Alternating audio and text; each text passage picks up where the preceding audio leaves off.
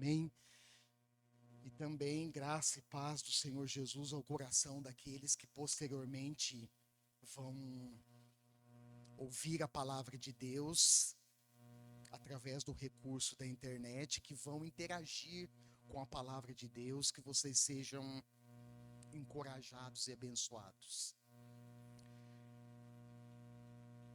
Abra sua Bíblia comigo, por gentileza, no livro de Êxodo, capítulo 33.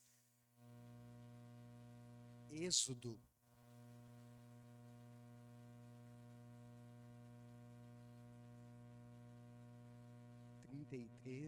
versos 7 ao 11, vou fazer leitura na NVI.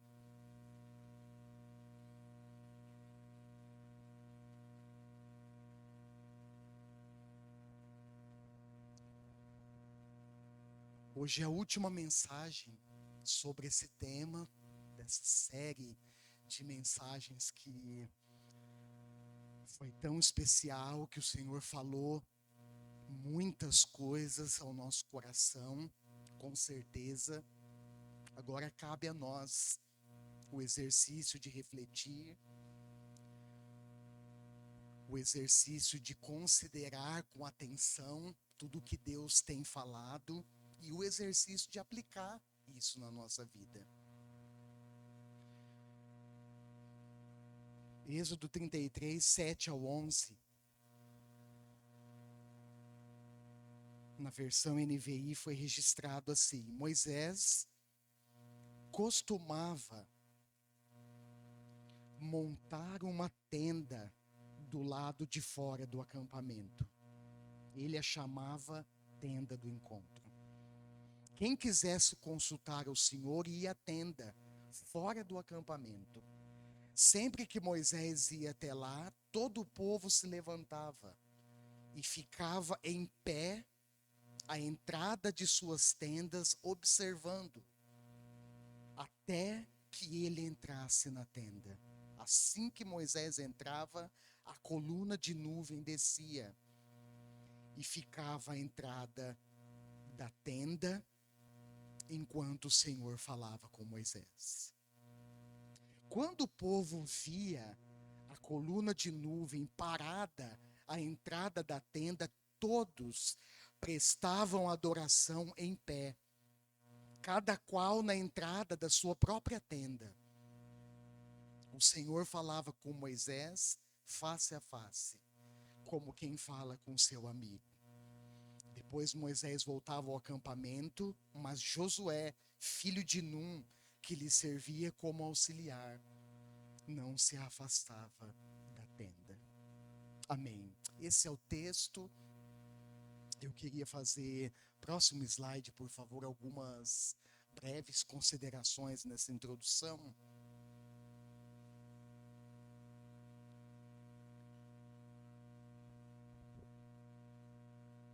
Isso, esse homem chamado Jabal, ele foi filho de descendente de Caim, filho de Lameque. Ele foi o pai daqueles que moravam em tendas e da vida nômade pastoril. Interessante que esse costume, essa característica dos nômades, dos pastores nômades, que inclusive depois nós sabemos, inclusive esse texto que nós lemos é uma prova disso, fez parte da rotina do povo de Israel, lembrando que eles estavam nesse momento, esse texto que nós lemos, eles estão saindo do Monte Sinai e estão seguindo, empreendendo, continuando a jornada rumo a Canaã. E por isso, e para isso, eles passaram por vários desertos. Não foi um deserto. Eles passaram por várias regiões desérticas. E a tenda era um meio prático que eles pudessem, então, habitar enquanto eles estavam num determinado local. E então, quando eles precisavam se retirar, eles desmontavam as tendas e seguiam viagem. E foi esse Jabal, descendente de Caim, que foi o pai dos que moravam em tendas. E interessante que até hoje, ainda essa característica se mantém no povo de Israel. Muito curioso que lá em Jerusalém, a caminho do Monte Carmelo, eu presenciei uma comunidade de pastores nômades vivendo no deserto em tendas. E olha que legal, fiquei impressionado. Aquela comunidade vivendo ainda em Jerusalém nesses dias são descendentes de Jetro, o sogro de Moisés, que foi sacerdote de Midian, que viveu no deserto e certamente habitou em tendas.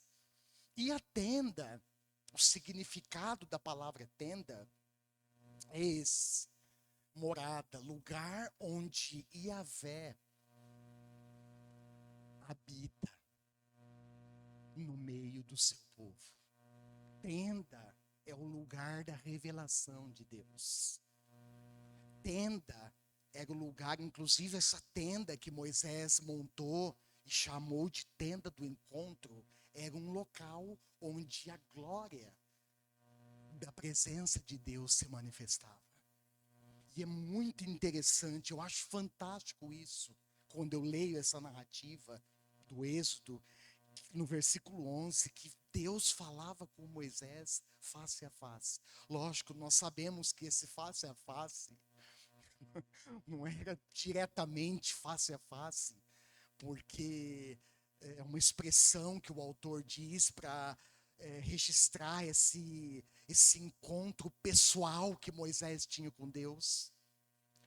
Porque certamente ninguém pode contemplar, nós já falamos isso, a Bíblia fala isso, o próprio Deus, no capítulo seguinte, Êxodo 34, se você for seguir aí, Moisés faz um pedido para Deus: Deus, eu quero ver a sua glória.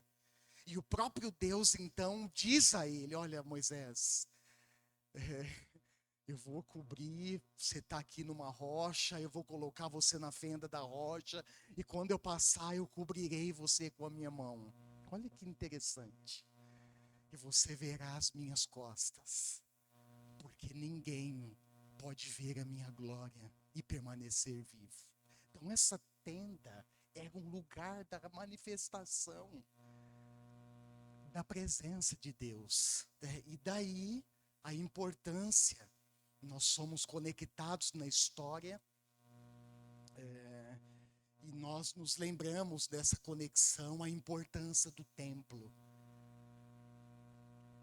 especialmente para os povos do Oriente Médio.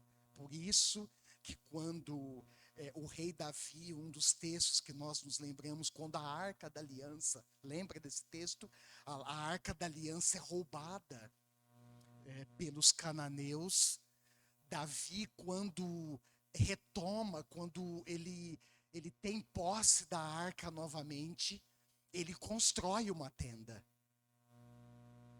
Ele constrói um local específico onde a arca ficaria guardada. Porque nessa arca, no propiciatório, na tampa da arca, onde ficavam os dois querubins voltados um para o outro, é o local onde a glória, a presença de Deus se manifestava. E mais tarde, o sonho e o projeto do rei Davi, o que foi?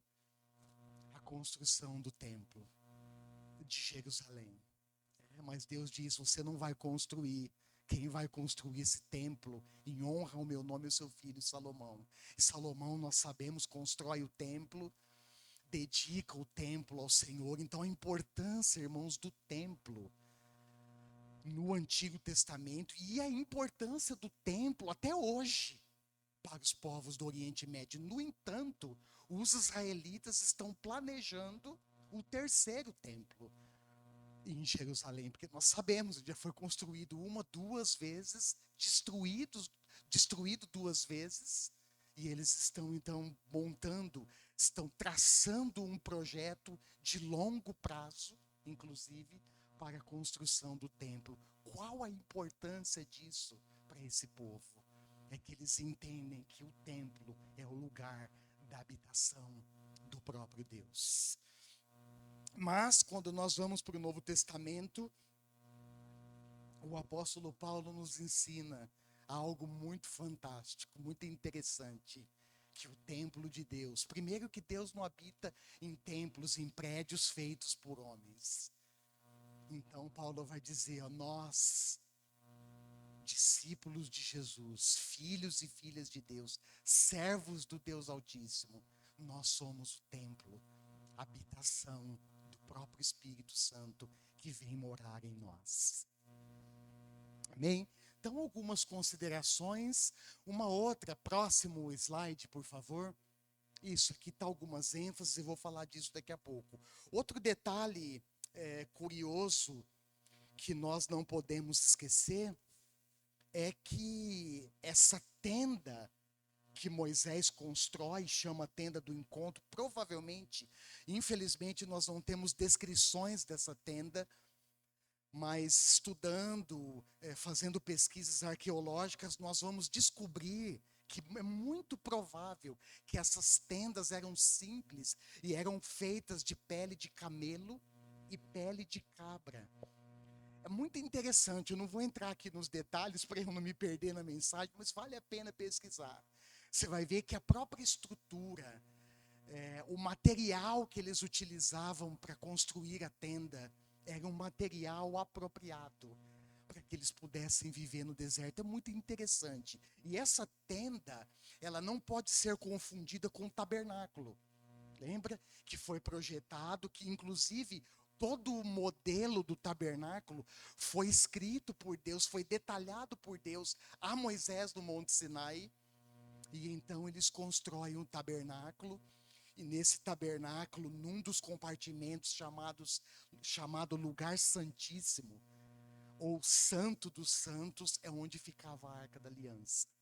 E é onde o sumo sacerdote entrava uma vez por ano, para fazer expiação, entregar o sacrifício, fazendo expiação pelo seu próprio pecado, pelos pecados da sua família, pelos pecados da nação. Pois bem, e aqui tem algumas ênfases, nós vamos trabalhar um pouco. Irmãos, quando nós estudamos, eu quero dar uma ênfase nessa questão da presença de Deus, nessa mensagem. Quando nós estudamos as primeiras páginas das Escrituras Sagradas, nós descobrimos realidades extraordinárias. Por exemplo, a narrativa da criação, Gênesis capítulo 1, descreve para nós, Gênesis capítulo 1, 2, e assim vai seguindo, descreve para nós a ação do Deus Supremo, a ação de um Deus detalhista, cuidadoso, criativo, dando forma, criando, organizando e povoando de seres vivos das mais variadas espécies a terra, que até então estava sem forma e vazia. E uma expressão que se repete na narrativa e chama a nossa atenção é aquela expressão assim: disse Deus, haja luz, e houve luz. Disse Deus, haja luz, e houve luz. Nessa expressão, nós encontramos uma realidade completamente inerente ao único e supremo Criador. Qual é essa realidade? É o poder da palavra de Deus. Olha para a pessoa que está do seu lado e fala assim para ela: o poder da palavra de Deus. Deus chama, irmãos, a existência. Olha só, Ele chama a existência os elementos da criação. E Ele chama a existência esses elementos, Ele coloca ordem na terra que até então estava sem forma e vazia, a partir da sua palavra. Esse é o Deus Criador, esse é o nosso Deus. E a narrativa, conforme você vai navegando nela, vai ficando mais interessante, vai ficando mais impressionante. Por exemplo, quando nós observamos como o primeiro homem foi formado, e esses elementos que Deus usa, a formação do primeiro homem, para os ascéticos, para os críticos. Isso é coisa da imaginação de gente religiosa, de gente fanática pela Bíblia, por exemplo. Mas nós que cremos no poder da palavra de Deus, nós sabemos que tudo aconteceu, tudo foi criado, tudo foi formado a partir da sua palavra. Amém, irmãos? Aleluia! E a matéria-prima que Deus usa para fazer o homem é o pó da terra. Interessante que do pó nós viemos e para o pó nós retornaremos um dia. Essa matéria-prima, essa matéria que é o nosso corpo humano, um dia vai se decompor. E vai se misturar e vai se juntar ao pó da terra de onde nós somos tirados. Então, Deus do pó da terra forma o homem. O texto diz que ele sopra em suas narinas o fôlego de vida e o homem se torna um ser vivente, dotado de capacidade racional, de capacidade emocional, dotado de senso moral, dotado de consciência espiritual. Isso é muito importante. E quer ver outro aspecto interessante? Esse, inclusive, eu penso ser o mais importante no desenvolvimento da narrativa, é a presença do próprio Deus habitando com o homem no jardim do Éden. Eu fico pensando, quando eu leio a narrativa da criação, os primeiros versículos, como deveria ser, irmãos, usando a imaginação, como deveria ser o Éden. Inclusive na arqueologia, nos estudos bíblicos, há controvérsias em relação ao local exato do Jardim do Éden. Mas independente disso, o que eu fico pensando é como deveria ser um lugar lindo. Como deveria ser um lugar especial. Uma criação nativa, uma criação gerada, né? Colocada naquele lugar, belezas de cores, tanto de fauna como de flora, diversidade de formas, de cores. Como o nosso Deus é especial, como ele é criativo. E eu fico tentando imaginar, quando eu leio e estudo a narrativa da criação, que lugar era esse? Mas eu penso, irmãos, que a presença do grande Deus, do Supremo Criador, interagindo com a criação, do qual o homem e a mulher representam um clímax, dava um tom especial no jardim do Éden. O texto diz, Gênesis 3:8, se você quiser acompanhar, o texto diz que Adão e Eva ouviam a voz de Deus no jardim. Lá no texto está escrito os passos do Senhor que andava pelo jardim. Deus habitava ali. A presença do próprio Criador com o homem é o que dava, irmãos, um tom todo significativo, especial e completo no jardim. E com isso, eu quero chamar sua atenção para dizer o seguinte: que Deus estava então sinalizando, presta atenção nisso, para a gente entender essa tenda do encontro, para a gente entender a importância da presença de Deus, para a gente valorizar essa presença. Com isso, Deus estava sinalizando que a sua intenção, desde o início, era habitar, se revelar e se relacionar com o homem. É isso que Deus estava sinalizando, irmãos. Que Ele desejava e fez isso, habitar entre nós.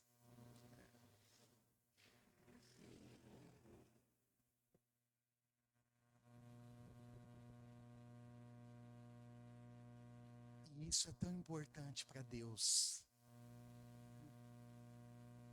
Tão importante para Deus, que Ele então, o Deus invisível, olha que interessante, o Deus Criador, soberano, supremo, se revela então, através do seu Filho Jesus Cristo.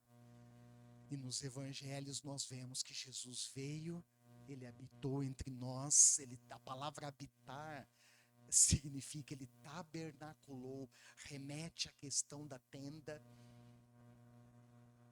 lugar da habitação, lugar da revelação de Deus. Ele tabernaculou conosco, cheio de graça e de verdade. Nós vimos, o apóstolo João escreve, nós vimos a sua glória, glória como do unigênito vindo do Pai. Amém? Jesus habitou entre nós. Se Deus estava então sinalizando, irmãos, e isso é tão importante para Deus, que quando, eu não vou entrar em alguns detalhes, que quando nós estudamos as Escrituras, Antigo e Novo Testamento, livro de Apocalipse, por exemplo, no Novo Testamento, nós vemos o registro, a visão que João tem, o apóstolo João tem na ilha de Patmos, do novo céus e nova terra, nova Jerusalém, que desce da onde? Que desce dos céus. Isso é tão importante para Deus, irmãos, tão significativo para Ele, que faz parte do seu plano de redenção, não só salvar a humanidade, mas bem como salvar toda a sua criação. Para que isso? Qual o propósito desse plano de redenção? Habitar entre nós.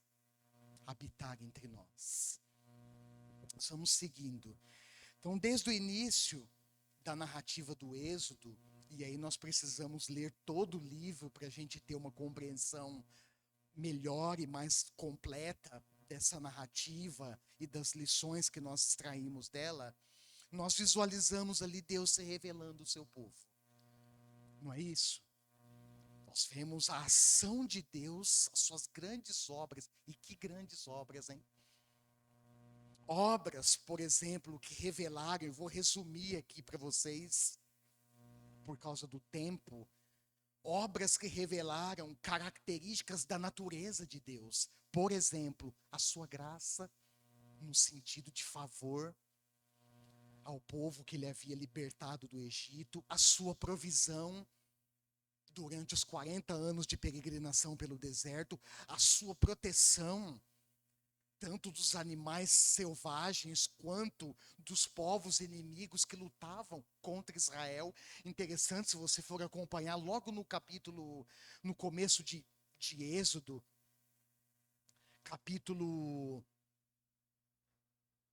13, capítulo 14,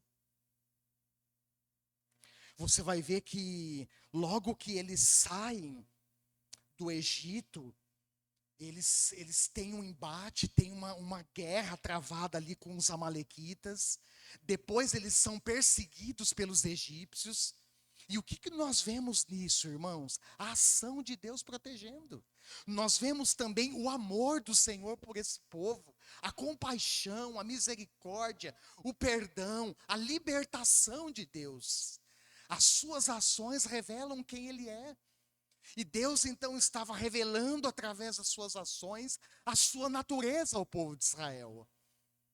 Ele estava mostrando e demonstrando nitidamente aos olhos deles, através do seu grande agir, a sua graça, o seu poder, a sua autoridade, a sua proteção e a sua compaixão. E quando nós olhamos então a condução de Deus, a condução do povo, durante a condução do povo, Deus cuja face ninguém pode contemplar, eu falei aqui continuar vivo, ele se revela então a esse povo por meio de elementos. E eu acho interessante, quando você vai ler os textos, as narrativas, você percebe que Deus se revela por meio de elementos visíveis. de maneira que eles podiam ver, de maneira que eles podiam ouvi-lo. Ouvir as suas instruções, ouvir os seus mandamentos, como eles deveriam se relacionar com Deus, como eles deveriam se relacionar entre eles. Eu acho fantástico na narrativa de Êxodo que Deus antecipa os desafios que eles encontrariam em Canaã.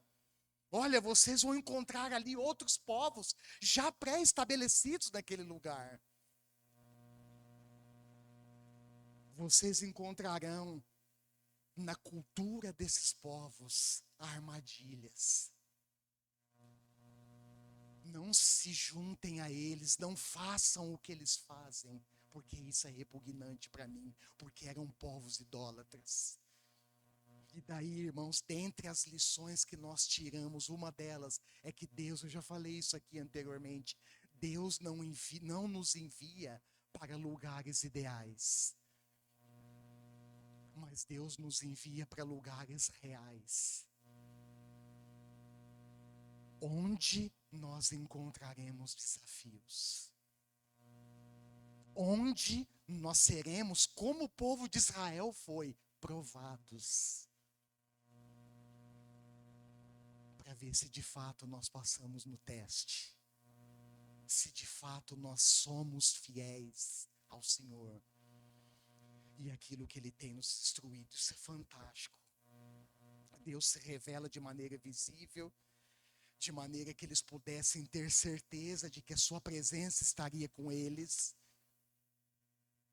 E ainda que quando nós olhamos, quando eu leio as narrativas, eu fico, puxa, e fico imaginando que se eu estivesse lá no meio do povo, o meu coração também, as minhas reações provavelmente seriam as mesmas deles.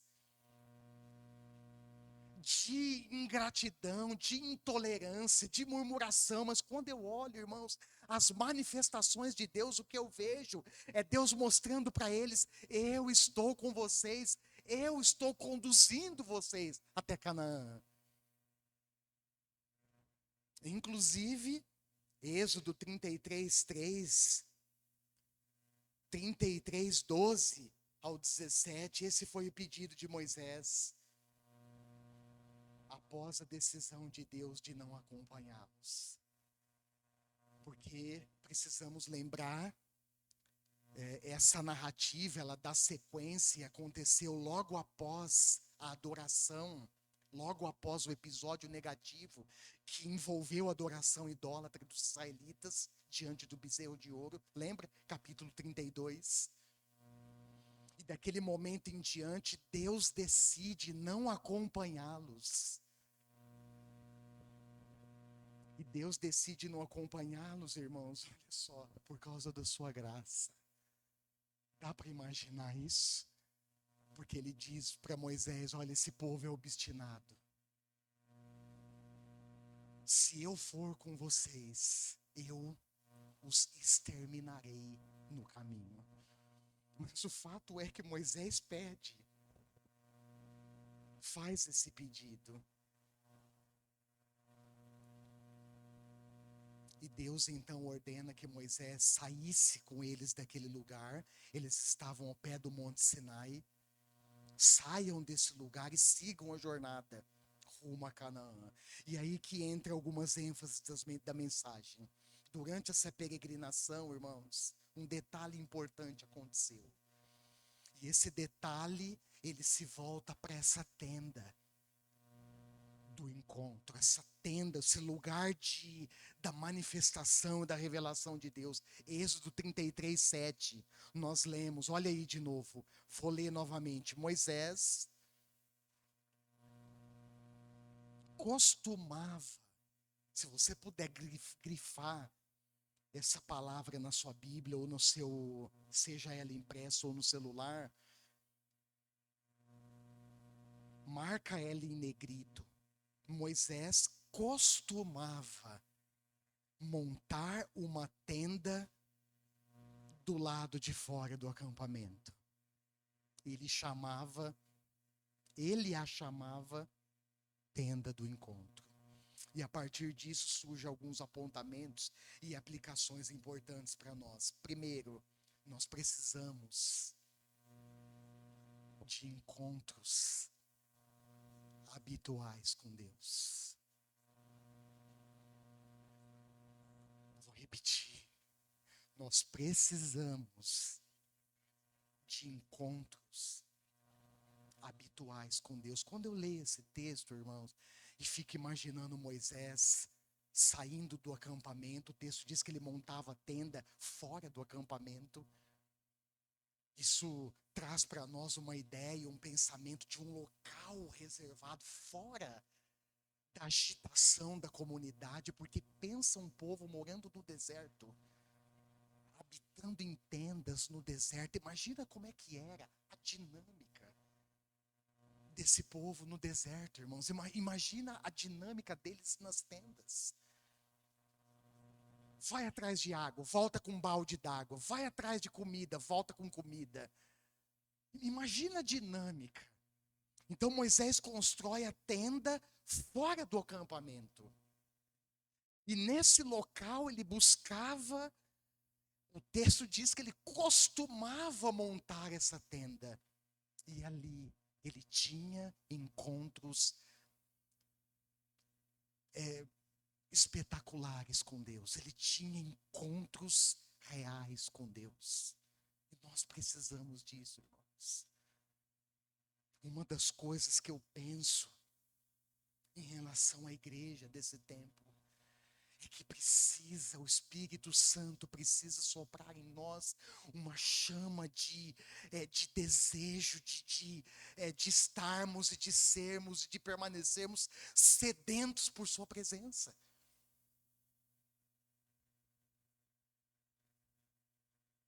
Encontros, e outra coisa que eu fico pensando, é que quem precisava da presença de Deus era Moisés. Deus não precisava dele, irmãos. Nós precisamos do Senhor. Nós dependemos dele. Eu vou falar disso daqui a pouco. E Moisés então se retirava, buscava a presença de Deus. A nuvem descia sobre a entrada da tenda e Deus falava com ele como se fala com um amigo. Nós precisamos desses encontros habituais com Deus, de maneira mais intensa, mais profunda, de maneira que nos tornemos amigos íntimos do Senhor. Já pensou nisso? De se tornar a cada dia mais um amigo íntimo do Senhor? Nós precisamos de encontros com Deus, irmãos, que nos possibilite ouvir a sua voz.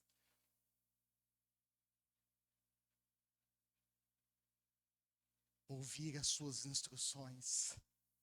Pastor, por que que isso é importante? Por que que foi, por exemplo, uma pergunta importante para Moisés? Estar com Deus, ouvir as suas instruções.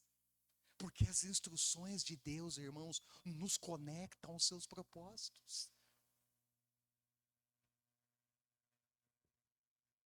Quando nós pensamos em Moisés nesse momento, pense no grande desafio que ele tinha pela frente. Conduzir uma nação numerosa, peregrinando pelos desertos até chegar em Canaã. Pensa nos desafios que eles encontraram em Canaã. Heveus, Jebuseus, Cananeus, Amorreus, ao menos 7 povos já pré-estabelecidos ali, povos pagãos, povos que estavam dispostos a guerrear, a lutar por aquele território. Por isso, irmãos, certamente foi importante para Moisés e precisa ser importante para nós. Pense nos grandes desafios, por exemplo, que nós temos, que a igreja tem, que nós temos como igreja nos dias atuais.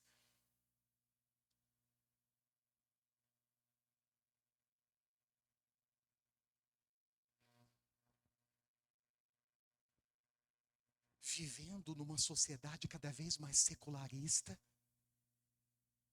secular no sentido de não considerar princípios e valores religiosos tradicionais que nós aprendemos de geração em geração. Uma sociedade cada vez mais evoluída, aqui, mas aqui vazia de Deus.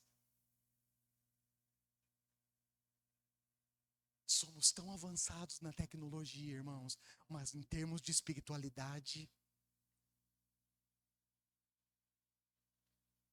muitas nações vazias, perdidas, longe de Deus, do Criador, do Senhor, do Salvador. Quão grandes são os desafios, irmãos, que nós temos para instruir, para preparar a próxima geração. Eu poderia falar disso aqui na próxima semana. Os desafios que a igreja tem de preparar a próxima geração. Daqui a pouco eu não estou aqui, daqui a pouco nós não estamos aqui. E essa geração que se levanta, que Deus vai levantando ao longo do tempo, ela precisa ser preparada, irmãos. E nós sabemos, precisamos estar conscientes que se nós não fizermos a lição de casa bem feita, nós corremos um sério risco. Quão grandes são os desafios que nós temos pela frente? Nós precisamos de encontros habituais com Deus, olha esse ponto, que nos lembre quem nós somos. Nós somos o seu povo. Nós fomos libertos da escravidão do pecado. Amém? Nós fomos resgatados do império das trevas pelo precioso sangue de Jesus. 1 Pedro 1, 18 ao 20. 1 Pedro 2, 9 e 10. Colossenses 1, 13 e 14. O apóstolo Pedro, o apóstolo Paulo vai escrever sobre essas realidades para nós. Nós precisamos de encontros habituais com Deus, irmãos. Grave isso agora que você vai ouvir. Que nos lembre da nossa dependência do Senhor. Nós somos dependentes de Deus. Ele vai à frente enquanto nós seguimos os seus passos.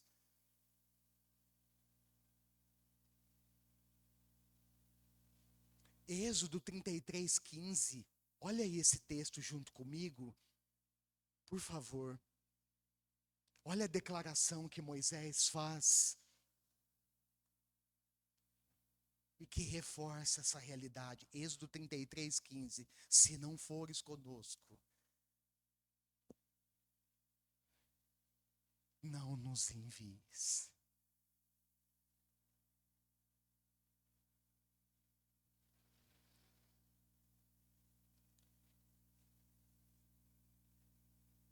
Sabe por que nós chegamos até chegamos até aqui?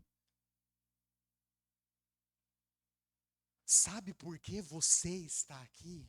E por que nós chegamos até aqui? Por causa da presença de Deus, irmãos.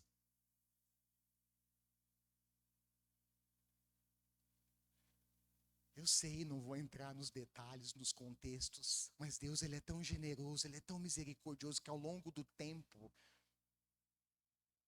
Ele vai levantando, preparando e usando as pessoas fiéis que estão ali para conduzir o seu povo, para conduzir a sua obra, para cumprir os seus propósitos. E se você está aqui, meu irmão, você e eu fazemos parte disso. E não há trabalho, irmãos, insignificante para Deus, desde que esteja ligado ao seu propósito, aquilo que Ele nos ordena, aquilo que Ele nos manda. Mas o fato é que Deus vê cada um dos nossos esforços. Ele vê cada traço da nossa dedicação. Ele vê cada traço do nosso empenho, da nossa consagração e daquilo que nós fazemos para Ele. Ele está vendo. Quer seja com erros, com acertos, porque nós somos humanos, nós erramos. Nós acertamos, nós erramos. Nós vamos melhorando, aperfeiçoando ao longo do tempo. Mas o fato é que Deus, Ele junta as peças. Ele usa a nossa vida conforme Ele quer, para Ele cumprir os seus propósitos. E talvez, irmãos, nós olhamos para o nosso contexto hoje, de formação, de preparação, e nós pensamos, como muitas vezes eu já pensei, e confesso que ainda hoje eu penso: Senhor, são grandes desafios. Senhor, o que Tu queres? Senhor, qual é a sua direção? Senhor, o que o Senhor fará daqui para frente? Mas o fato é, irmãos, e é isso que importa, se nós estamos aqui, se nós chegamos até aqui, é porque o Senhor está conosco.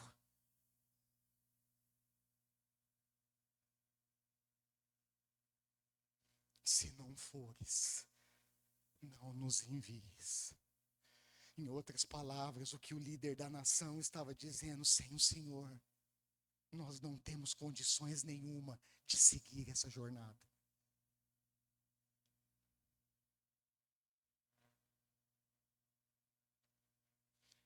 Em outras palavras, ele estava dizendo: sem o Senhor, jamais acessaremos a promessa. Porque não é pela nossa própria força, irmãos. Não é pela força do nosso intelecto, dos nossos talentos, da nossa capacidade. Não é por isso. Lógico, certamente Deus usa isso ao seu favor, a favor dos seus propósitos. Ele usa, mas não se trata disso, se trata dele, do poder, do agir, da graça dele nos conduzindo. Em outras palavras, o que Moisés estava dizendo: sem o Senhor, nós não saberemos como lutar com as armas certas.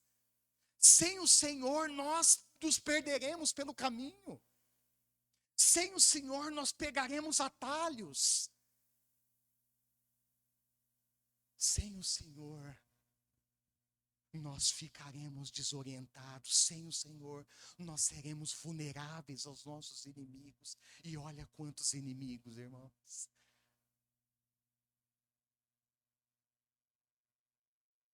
E olha que os inimigos que eles combatiam, eles podiam ver. E nós que não vemos os nossos inimigos.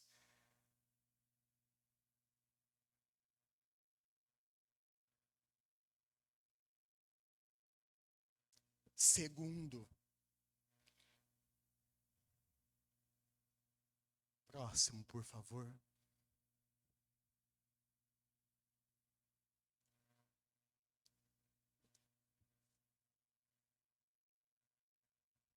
Esse ponto, irmãos,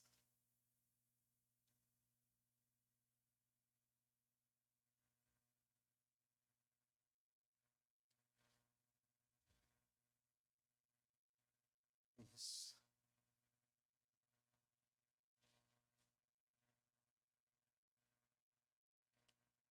Foi um ponto que o Espírito Santo ministrou forte no meu coração.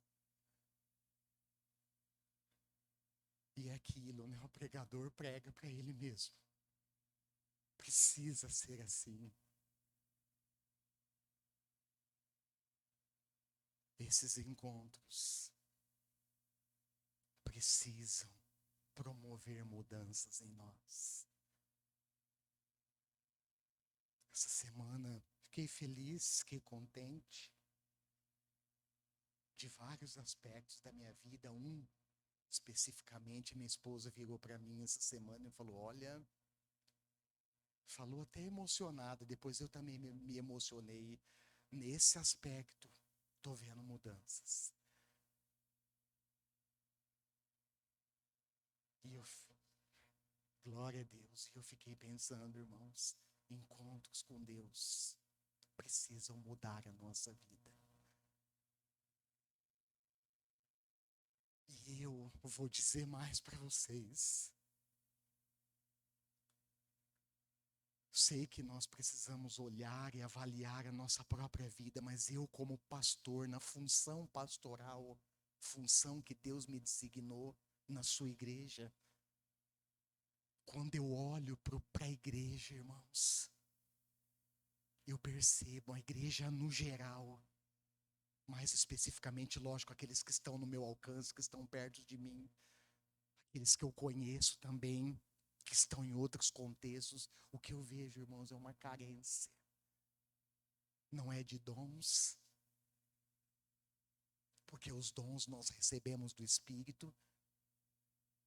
Não é carência de talentos, pelo contrário, tem gente muito talentosa na igreja, em vários contextos. Mas uma carência, irmãos, de vidas transformadas. Se você for olhar o capítulo 34, eu não vou entrar nos detalhes por causa do tempo, desculpe, mas se você for olhar no texto, a partir do 34, a partir do verso 29, o texto diz que quando Moisés conversava com Deus no Monte Sinai, quando ele desce do monte, o seu rosto estava resplandecente. Mas aquele esplendor, depois que ele se distanciava, depois que ele saía da presença de Deus, aquele esplendor ele ia se desvanecendo. Imagina uma luz forte como de um refletor iluminando sua face, e você bate a mão no interruptor, ela apaga. Quando você sai de perto daquela fonte de luz, era assim que acontecia com Moisés. Mas a principal característica daqueles que andam com Deus, irmãos, grave isso, não são expressões, sinais exteriores. E hoje o que nós vemos com muita nitidez no meio evangélico cristão são pessoas que vivem de performance. Nós olhamos o estereótipo. Lembra quando Samuel foi escolher o rei de Israel? Nós olhamos o estereótipo. Nós ouvimos o bom papo, a boa conversa. Ah, ganhou o nosso coração. Pastor, qual é o perigo disso? Nesses dias, o perigo, irmãos, é que quando nós dissociamos o discurso da vida, nós corremos o risco de engolir qualquer coisa. Cuidado com isso. Muito cuidado com isso. Nessa altura do campeonato, Moisés já não era mais aquele jovem impulsivo que matou um egípcio, lembra? Êxodo, logo no início do texto, do livro.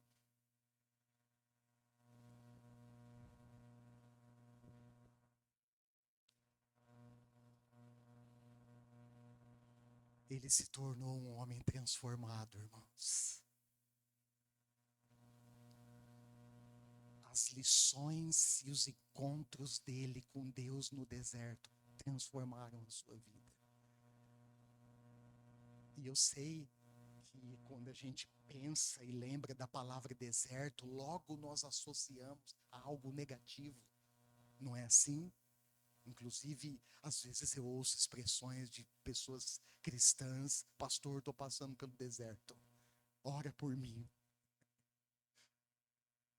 Fato é que o deserto nos conecta a dificuldades mesmo, irmãos. E cada um vivencia as suas ao longo dessa jornada.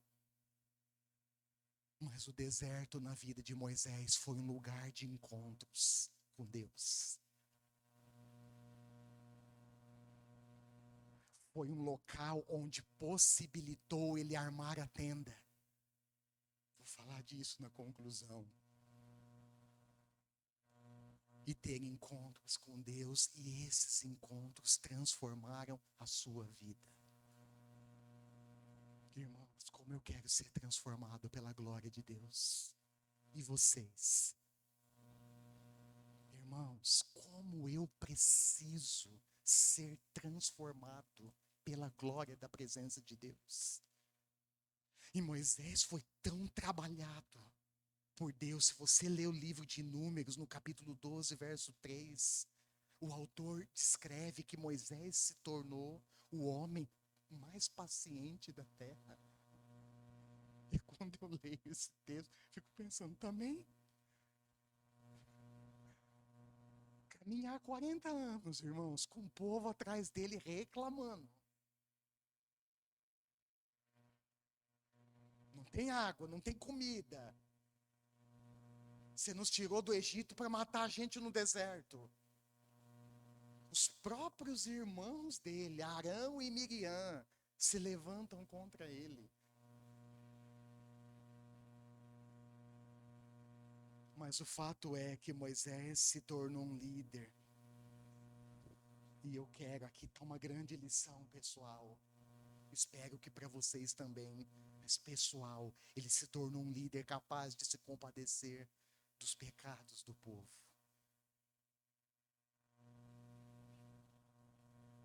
Como nós precisamos, irmãos, aprender essa lição vivendo em comunidade.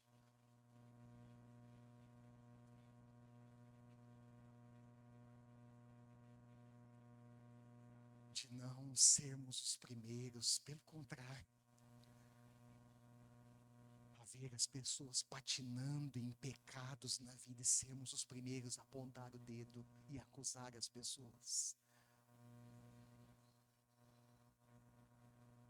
Pelo contrário, seremos transformados e precisamos ser transformados a ponto de sermos capazes de nos compadecermos das fraquezas, dos pecados, das incoerências que nós mesmos cometemos entre nós, vivendo em igrejas.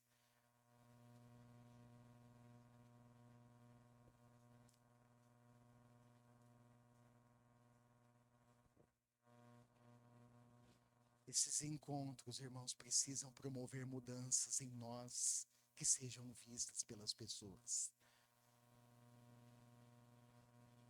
que sejam comprovadas através de ações coerentes com a nova natureza espiritual que nós recebemos no novo nascimento.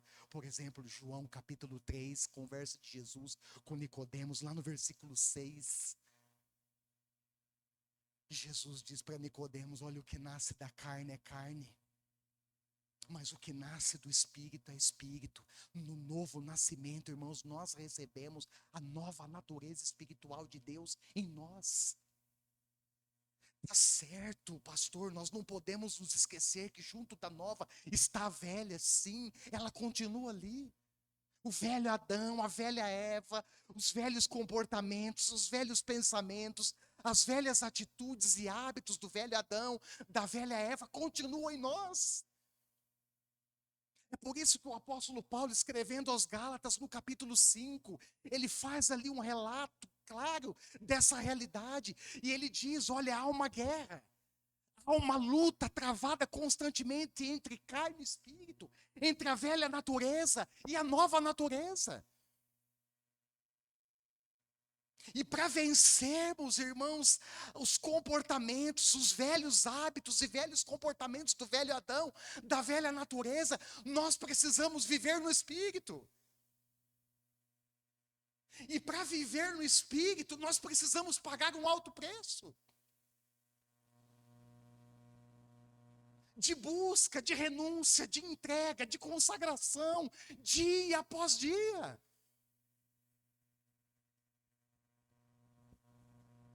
É aquilo, né? Às vezes nós queremos a glória, mas não queremos pagar o preço para obter a glória.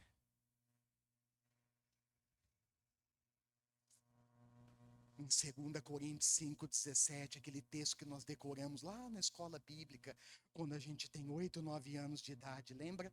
Se alguém está em Cristo, é nova criação. As coisas velhas ficaram para trás e eis que tudo se fez novo.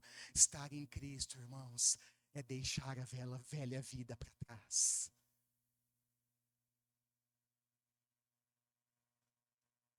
Qual é uma das grandes problemáticas da igreja nos dias atuais, pastor? É que as pessoas, irmãos, até querem seguir Jesus, se é que querem, mas não querem abandonar a velha vida. Pagar o preço da renúncia. Perguntarem a si mesma, antes de ingressarem nesse caminho sem volta, qual a dimensão dessa renúncia? Até onde essa renúncia, ela entra na minha vida e precisa mexer com a minha vida? Até onde?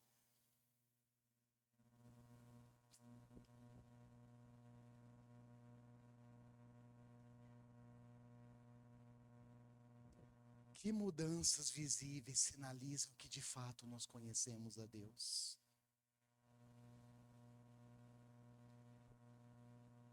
Essa é uma boa pergunta para fazermos para nós mesmos. E se você for corajoso, fazer para aqueles que estão do seu lado. Aqueles que convivem com você, porque nada melhor do que as pessoas que convivem conosco no dia a dia para nos conhecer. É ou não é? Principalmente o nosso cônjuge, os nossos filhos, irmãos e irmãs da fé, patrão, colegas de trabalho, colegas de universidade, enfim.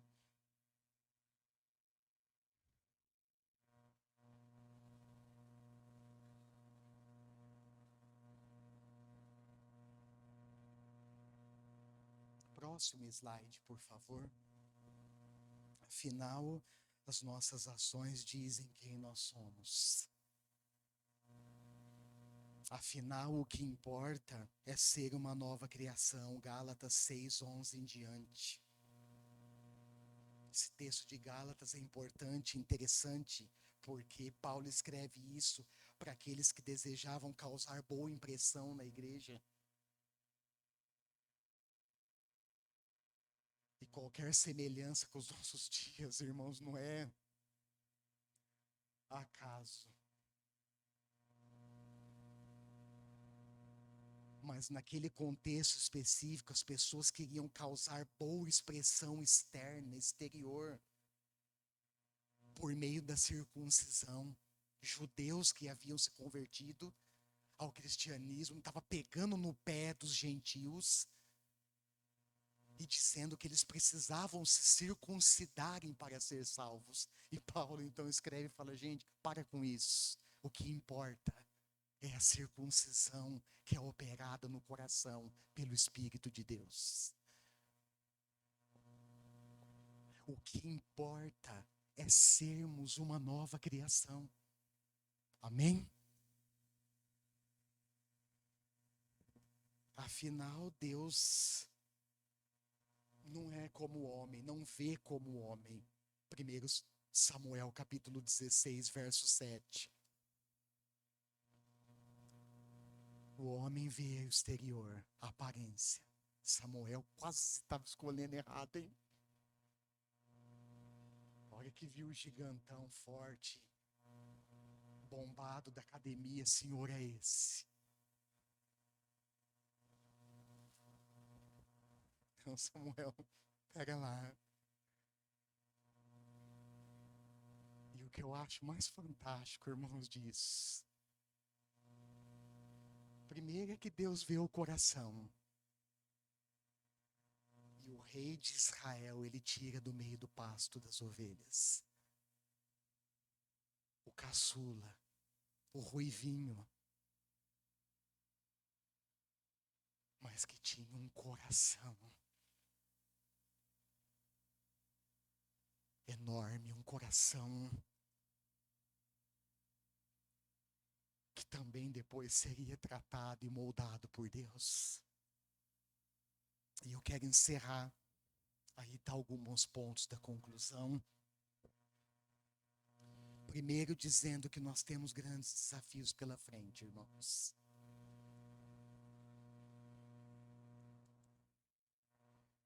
E a principal certeza que precisamos para seguirmos firmes na jornada de peregrinação nesse mundo é a presença de Deus conosco.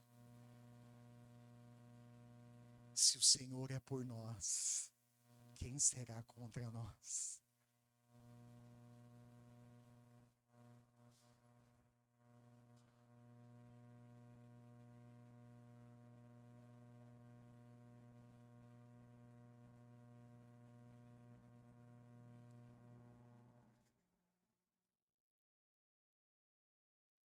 Quando eu olho para as minhas limitações, irmãos, eu me lembro de duas coisas.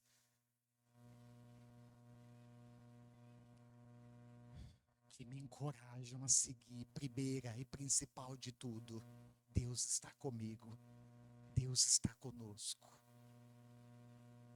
Amém? Essa é a primeira e principal coisa. E a segunda é que vocês estão comigo. Eu preciso de vocês, irmãos. O pastor não é aquele que foi chamado para fazer tudo. Aliás, deixa eu confessar aqui uma coisa para vocês. Muitas vezes, irmãos, eu não sei o que fazer. Eu preciso de vocês. Essas duas coisas principais, fora outras coisas que Deus vai acrescentando no caminho, essas duas principais me encorajam a prosseguir. O Senhor está conosco, manifestando a sua graça, a sua misericórdia durante o caminho. O Senhor está conosco, nos encorajando através da vida em comunidade. E eu falei disso semana passada. Essa vida em comunidade, ela envolve muitos desafios, irmãos. Mas ela também promove oportunidades para nós crescermos e amadurecermos juntos. Se você for olhar toda a trajetória do Êxodo, o que você vai perceber de maneira clara? Que Moisés não seguiu para Canaã sozinho. A promessa de Deus envolvia todo o povo de Israel.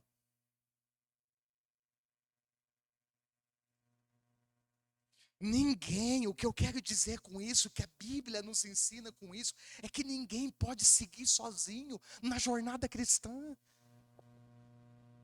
É por isso que quando vocês me ouvem aqui na frente, semana após semana, encorajando, irmãos, pega firme, fique firme, se engaje no discipulado, aqueles que estão distantes, se juntem a nós. É porque no fundo, na realidade, eu estou mostrando para vocês a importância de vivermos em comunidade. Ninguém caminha sozinho, irmãos. Nós precisamos uns dos outros e todos nós dependemos de Deus e da sua graça. A promessa de Jesus para os discípulos, Mateus 28, verso 20. Se você der uma olhada rápida nesse texto, a promessa de Jesus para os discípulos na Galileia, após a sua ressurreição, ela se estende para nós hoje. E eu estarei sempre com vocês até o fim dos tempos. Mas quando eu olho, eu leio, eu me encontro com essa promessa, eu fico pensando, até que ponto, irmãos, nós encaramos isso como uma realidade para nós?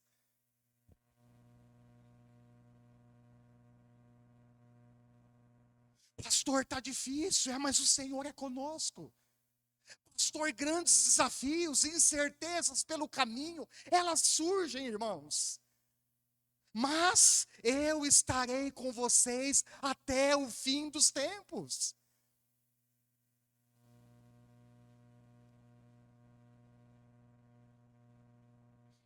E o mais legal, olha só, Somando a isso, é que o próprio Deus declara isso para Moisés, Êxodo 33, 14, desculpe.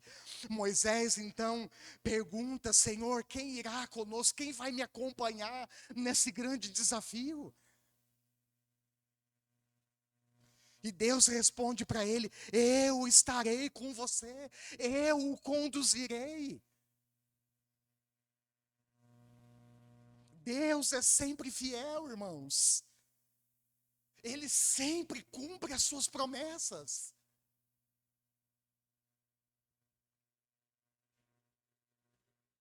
E talvez a pergunta que fique para nós: o que tem nos atrapalhado nessa jornada?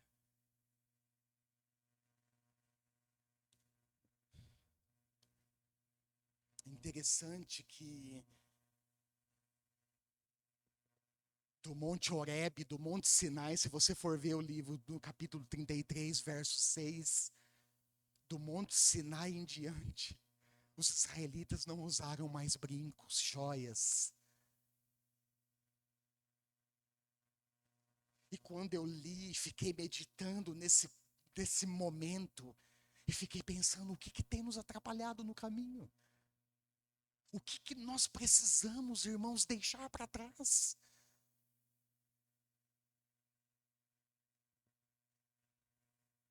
E por fim, acho que deve ter mais um. Isso. Olha para a pessoa que está do seu lado.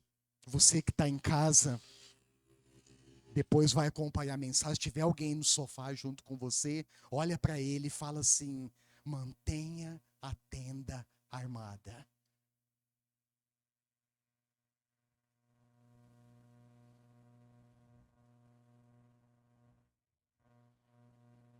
Por quê?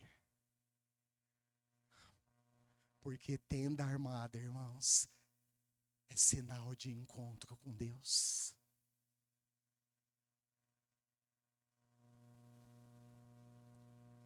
Como nós precisamos desses encontros, irmãos.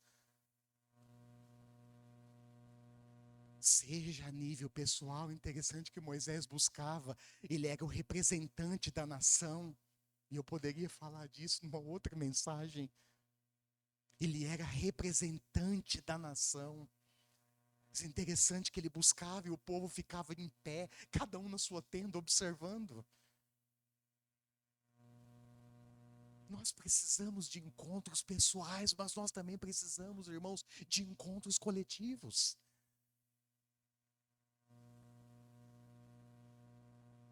Nós precisamos manter a tenda armada.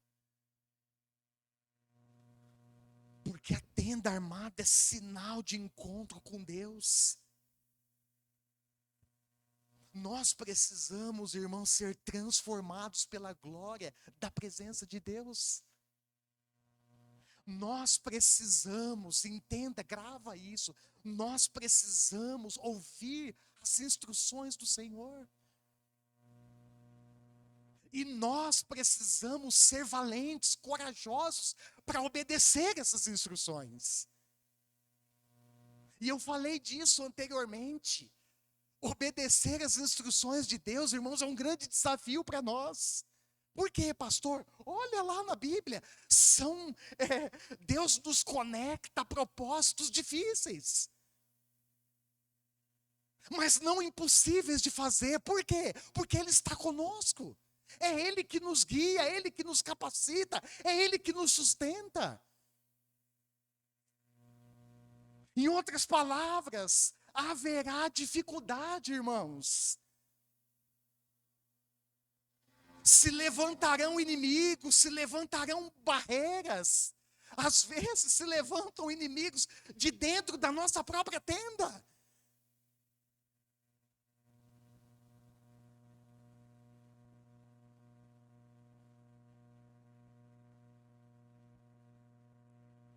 Talvez se vocês perguntassem, pastor, quem tem sido os grandes inimigos de sua vida? É os que estão fora ou dentro da igreja? Pois eu te respondo essa pergunta.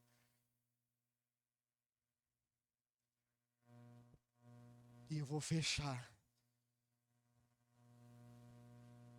fazendo uma afirmação e lendo um texto com vocês. Abre, por favor, sua Bíblia, segunda carta de Paulo aos Coríntios, capítulo 3, verso 18. 2 Coríntios 3, 18. Eu quero fazer essa afirmação à luz desse texto bíblico. Que a igreja reflita a glória do Senhor neste mundo.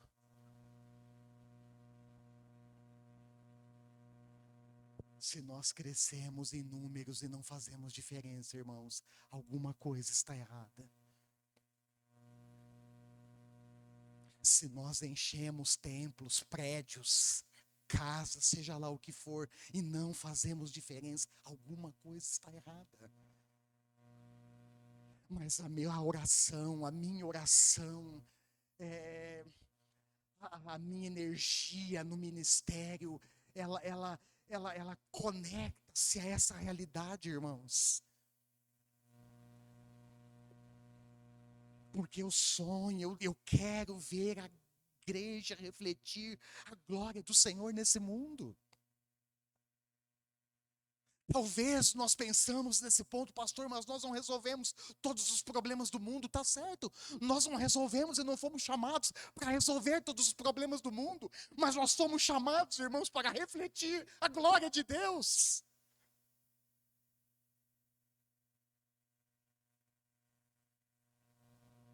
Se essa glória não está sendo refletida, nós precisamos parar e pensar e fazer uma avaliação séria e consciente. O que está acontecendo? O que está nos atrapalhando? 2 Coríntios 3, 18. E todos nós, olha que texto, irmãos. E todos nós que com a face descoberta, essa palavra contemplar, ela pode ser traduzida em outras versões. Na NVI aparece a expressão contemplamos, mas essa expressão aparece em outras versões como nós refletimos. Olha só. E todos nós que com a face descoberta, lembra que Moisés cobria a face para os israelitas não verem que a luz estava se desvanecendo? Paulo está dizendo o contrário. Olha lá.